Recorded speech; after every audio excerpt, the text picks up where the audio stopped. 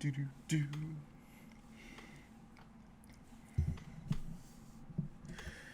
Hello, and welcome back to another episode of the Honest Texan Podcast. I am your host, Josh, and today we're going to talk about the potential for World War III and rumors of World War III and everything in between and what's going on. So, this was published on August the 9th. Biden signs ratification documents approving NATO membership for Finland and Sweden. And unless you've been living under a rock, you know that if Finland and Sweden joins NATO, Russia has threatened total war against Europe and NATO, United States, essentially World War III. So that's what Putin has threatened. So let's just take a look and read this here. This is by Amanda Macias for CNBC. It says President Joe Biden signed ratification documents Tuesday, bringing Finland and Sweden one step closer to joining the NATO alliance. Russian President Vladimir Putin thought he could break us apart, Biden said from the East Room of the White House. Our alliance is closer than ever, it is more united than ever, and after Finland and Sweden join, we will be stronger than ever. Last week, the Senate voted 95-1 to ratify the entrance of Finland and Sweden into the world's most powerful military alliance. In May, both nations began the formal process of applying to NATO amid the backdrop of Russia's war in Ukraine. Moscow, long wary of NATO expansion, has opposed the two nations' plans to join the alliance. Yep, both Finland and Sweden already meet many of the requirements to be NATO members. Some of the requirements include having a functioning democratic political system, a willingness to provide economic transparency, and the ability to make military contributions to NATO missions. If we're going to be honest, the United States contributes damn near everything. So, there's that. Donald Trump was right about that. NATO does not pay their fair share. They will meet every NATO requirement. We are confident of that, Biden said before signing the documents. Earlier this year, Biden welcomed leaders from both countries to the White House and pledged to work with the Senate, which has to sign off on U.S. approval of NATO bids and the other 29 members of the alliance to swiftly bring Sweden and Finland into the group. At the time, Biden, flanked by Finnish President Sauli Niinisto and Swedish Prime Minister Magdalena Andersson, said the two countries would make NATO stronger. He called their moves to join the pact a victory for democracy. After Biden's signature, the governments of the Czech Republic, Greece, Hungary, Portugal, Slovakia, Spain, and Turkey will still need to sign instruments of ratification. I urge the remaining allies to complete the ratification process as quickly as possible, Biden said, a development that must occur by the end of September. The United States is committed to the transatlantic alliance. We are going to write the future we want to see. In June, NATO Secretary General Jens Stoltenberg said the leaders of the alliance had reached a deal to admit Finland and Sweden after resolving the concerns of holdout Turkey. Previously, Turkish President Recep Tayyip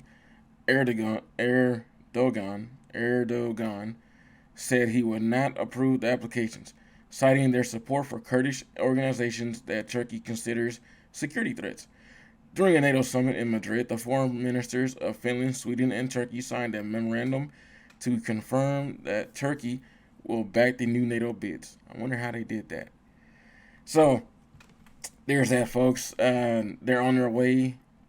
They're in the final process of becoming NATO members, which, they've been neutral for so long. But I guess for some reason, this Russian incursion or war in Ukraine has made them wary and made them want to join NATO. So yes, and I've also heard that Belarus, I think Brazil maybe, there's a few other nations, I gotta look that up, so don't quote me on that, are, along with China, are looking to join Russia. So you're going to have essentially the Justice League versus the Legion of Doom in that sense. You can figure out which one is which. I mean, I always like to say that America would be the Justice League, but the way things are going and the way things the Biden administration are doing, I don't know. Either way, the analogy stands: Legion of Doom versus Justice League. So take with it whatever you want. So Kremlin has threatened war, and amidst Finland and Sweden joining NATO, Russia has also warned about banning Russian tourism from Europe. So we're gonna go to this next article up here from the Daily Express. It says you've entered the war. Putin puppet threatens EU with nuclear strike over tourist ban. This was written on the 15th by John Varga. So here it goes. His remarks come in the wake of growing calls from some EU leaders to stop issuing visas to Russian citizens due to the ongoing war in Ukraine. Last week, Estonia took the unilateral decision to close its borders to Russian citizens with Schengen visas. I hope I said that right. Kaja Kallas, the Prime Minister, tweeted, "Stop issuing tourist visas to Russians." Okay. Visiting Europe is a privilege, not a human right. Politicians from Latvia, Finland, and the Czech Republic backed the move and urged Brussels to issue a directive to all EU countries to implement a universal travel ban. The move elicited a fierce response from one of Putin's attack dogs who threatened nuclear Armageddon in retaliation. I'm just going to say this. Yes, right now is Russia's war with Ukraine. And yes, Europe, it's your own fault that you have relied on Russia for oil. That's your fault. Now, with that said, you want to ban Russians from traveling to Europe or to your countries and everything like that. Hell, the United States hasn't even done that. So, for what it's worth, take that for what it's worth. But I think if you ban Russians from traveling tourism from doing tourism to the rest of the EU, to Europe, to these European countries, then what is really stopping Putin from declaring war on the rest of Europe? Because they're not gonna. I wouldn't think that he would declare war on EU if he knew that they were Russian citizens traveling there, doing tourism there, all of that kind of stuff. So, but I don't know. That's just my opinion. It's probably deeper than that. But let's move on. The move elicited a fierce response from one of Putin's attack dogs. Vladimir Solovyov, a key cog in Putin's propaganda machine, warned a universal visa ban may cause Russia to commit a preventative nuclear strike. Of course, that's just, in my opinion, that's just more talking crap, more jaw-jacking, just like China has. And I'm gonna get into that too, but just like China has, and just like North Korea has too. So, yeah. He wrote on his Telegram channel, the refusal to issue visas to Russian citizens and the declaration of the Russian Federation as an accomplice of terrorism puts an end to relations with Europe. Yeah. This means the actual entry into the war with Russia, severing ties, supplying weapons, is direct participation in the war. Moreover, in a war with really superior forces, given the number and armament of NATO countries. It goes on to say this is a real threat to the existence of Russia and can lead to the use of the doctrine of a preventative nuclear strike. Latvia became the first country last week to designate Russia a state sponsor of terrorism. Now that is interesting. I didn't know that.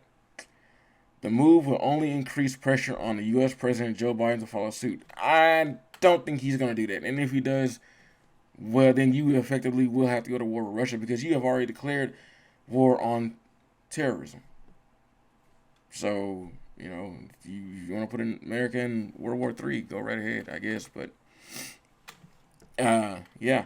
Senators have already threatened to pass a motion on the matter with or without the support of the White House.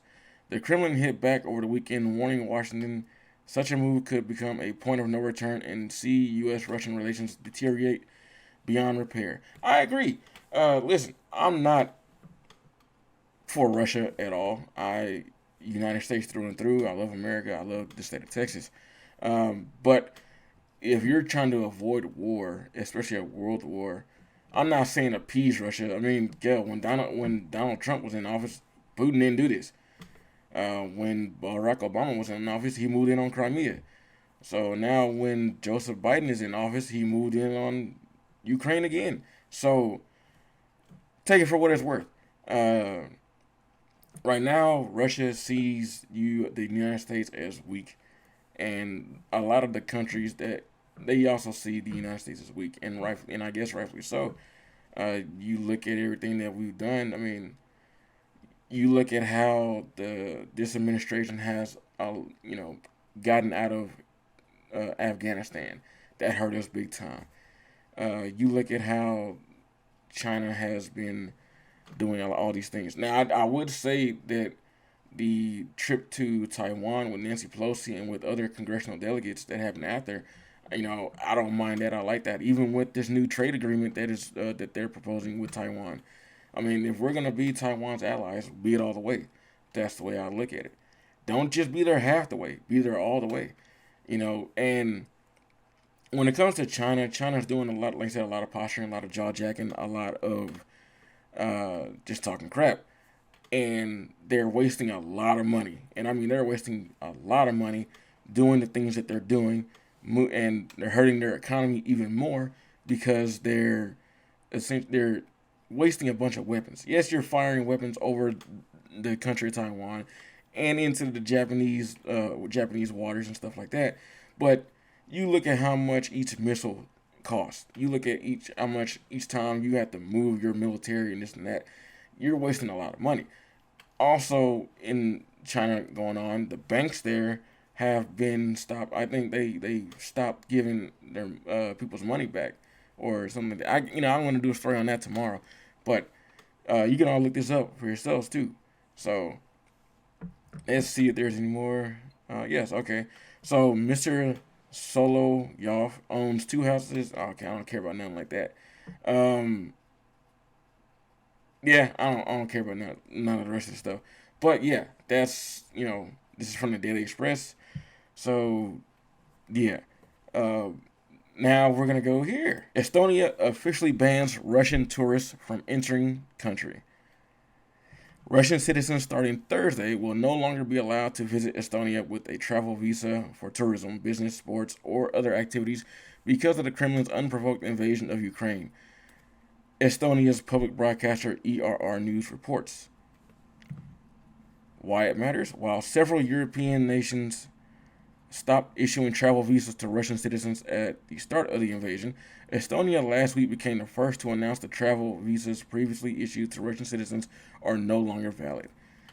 It said exceptions will be made for Russians who have relatives in Estonia, Russian diplomats and their family members, people who are allowed to obtain a visa on humanitarian grounds, Russians working in the transportation of goods and passengers, and for Russians who have a travel visa issued by another Schengen country, according to the ERR.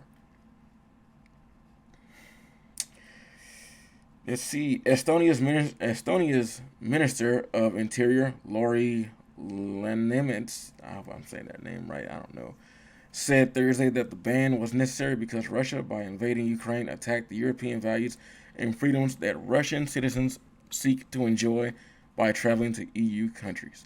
Therefore, Russian citizens cannot have the self evident freedom to enjoy the opportunities offered by the same European values and freedoms that the European Union offers, be it vacation, education, or business activities, Lenmans said Thursday in a statement according to the ER. He also said he believes the visa restriction should be applied in all EU nations. He estimated that roughly 2,500 Russians enter the country every day, with 1,250 of them traveling on short-term visas issued by either the Estonian government or other Schengen countries. Yeah, it's gonna be interesting. Estonia's foreign minister Urmas Reinsalu defended the country's decision, telling the AP in an exclusive interview that Russian citizens have a moral responsibility to object to the Kremlin's invasion.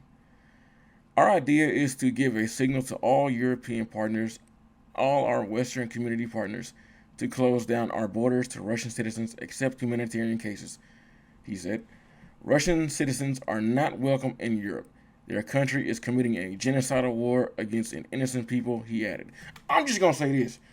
Do we not understand what's been going on in the Middle East, in Liberia, or China with the Uyghur Muslims? Is that not genocide? Is that not modern day concentration camps? I'm not defending Russia by a long shot. I'm just gonna say, if you're gonna say that, then you also have to recognize the BS that China is doing too. And it seems like a lot of y'all are afraid of China, but y'all ain't afraid of Russia, but y'all are afraid of China. And I wonder why are y'all afraid of China, or I wonder why are y'all afraid to talk about this, about China. Why are y'all afraid to call out all the BS that China's been doing? I don't know, maybe y'all have got y'all's hands in China's pockets. That's just an opinion that I think, but yeah, what do I know? I'm just a lowly journalist here. The big picture. Ukrainian President Vladimir Zelensky publicly urged all Western countries to ban all Russian travelers earlier this month, saying Russians should live in their own world until they change their philosophy. Czech Prime Minister Jan Lipavsky told Czech news agency last week that he wished to propose an EU-wide Russian travel ban at the meeting of EU foreign ministers in Prague on August 31st. German Chancellor Olaf Scholz has said he opposes an EU-wide ban, saying that many dissenting Russians are currently fleeing Russian President Vladimir Putin's regime, according to Politico. Yeah, so, again, you start banning Russians, citizens from traveling. I mean, then what's going to really hold Putin back from declaring war on the rest of Europe? And it's not like y'all have the upper hand. I mean, yeah, y'all may have the United States backing y'all, and that's to an extent, because there's a lot of people in the United States that don't want to go to war with Russia. We don't want to have World War III. Not to say that we're not going to back down from it. We're just saying we've been in war for a very long time with Iraq and Afghanistan. We would like to see our battle-tested armies, military rest, be with their families, enjoy a somewhat peaceful life as they can. So, I mean, at least I would like to see that. But again, I'm not opposed to war. I'm just saying, I just want our troops to rest. I mean, hell, they've been going through it. They've been going through the ringer. So let them rest. But again, you have European nations that want the U.S. to really step in big. See, the European nations, they don't really want to go too far, because again, they depend on Russia for oil, which is crazy. Especially Germany. Germany depends on Russia for oil, which is probably why they're not going to ban Russian tourists, at least not yet. I know the U.S. is working on, I guess, sending oil to European nations and everything like that. But I mean, again, you made your bed and now you lie in it, because you're the ones that you're getting Russian oil from Russia. So, I mean, technically you're financing their war against Ukraine, but, whatever. And we're bad at it too, because we have also bought oil from Russia. We have also contributed to a lot of things in Russia and to China. So, I mean, blame is all the way around. But, while Finland and while World War III, while we're on the precipice of World War III, especially with Finland and Sweden joining NATO, or, in the process of joining NATO, what do we have? We have Finland's Prime Minister partying. Now, I'm not opposed to partying. I'm not opposed to any of that. But, I mean, we're only on the precipice of World War III. So, yeah, I guess you could look at this one or two ways. You can party until we all get obliterated, or you could actually, do your job. So here we go. We're going to go to, we're going to go here. Finland's Prime Minister says she didn't do drugs at a wild party, just dance and sang.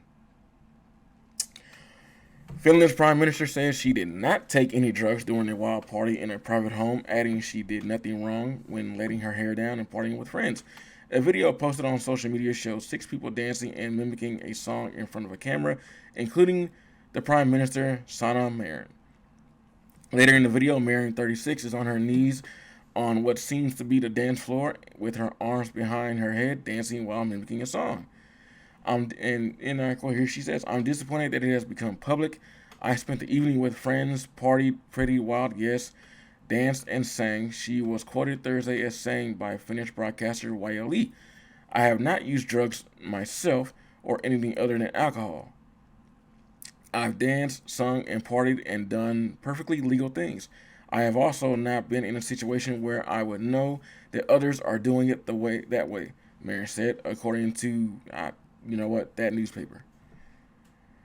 It was unclear when the party, which reportedly was attended by Marin Nurminen, a member of Eduskunta or Parliament for Marin's Social Democratic Party, and the Finnish singer Alma was held. Okay, what the hell? Marin, who in December 2019 became Finland's youngest prime minister ever, says she spends her free time with friends just like others her age, and that she intends to continue being the same person as before. I get it, except you're not the same as others your age because you are the prime minister of Finland. You're literally on the cusp of World War III with Russia. So while I understand that you're in your 30s and you still want to party it up, you still want to do all these things, you are also the prime minister of Finland, a major player, a major country who is also trying to join NATO and who is also pushing Russia into attacking you, I guess, or whatever the hell. But this is not something that, this is, I guess, like the Bush sisters, right? But they weren't really in positions of power. I don't know. I just think that when you're a political leader, you have to set a better example for your country. Granted, yes, we have Hunter Biden, but he's not in any position of power. Although, yeah, damn, yep. Never mind. That's a whole nother story. But let's see the Swedish prime. Not the Swedish. Let's see the Finland's prime minister. Let's see how she partied.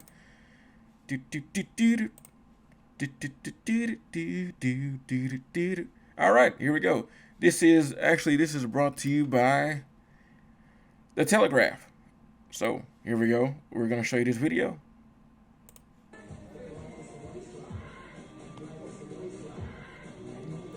Here she is right here, by the way. She's pretty. Got some dance moves.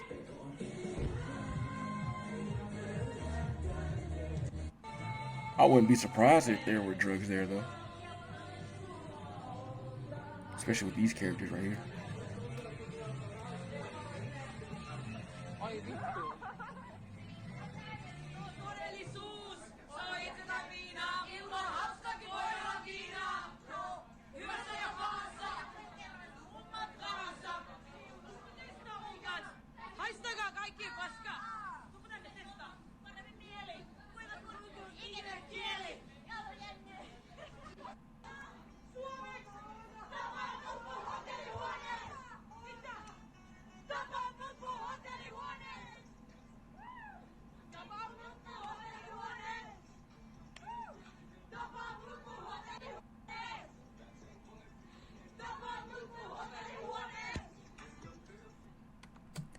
Yep, and that was brought to you by The Telegraph. So, yeah, again, on the precipice, on the cusp of World War III with Russia, we have a prime minister of Finland who is, like I said, she's very pretty, she's intelligent and everything. And I get it, you're 34, you want to party still, you want to let loose, because being a prime minister of a major country, it has to be it is an enormous amount of responsibility. However, again, you're Finland's prime minister. I don't know. What do you think in the comments? Let me know. Like and subscribe, share. Let me know what you think. Do you think this is right? Do you think that she should be partying, or do you think that she should be more focused on Russia, politics, and everything in between, World War III, everything like that. Let me know. And again, like and subscribe. Have a great day.